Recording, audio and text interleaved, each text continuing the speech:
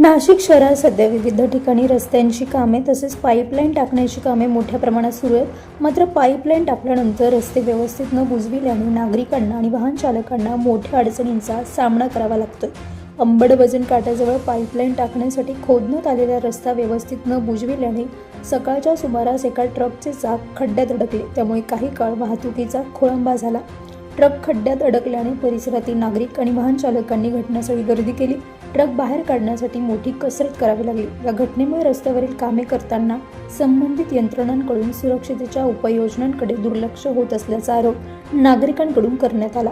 नाशिक शहरातील विविध भागांमध्ये रस्त्यावर मोठमोठे खड्डे पडले असून त्याचा त्रास नागरिकांना सहन करावा लागतोय।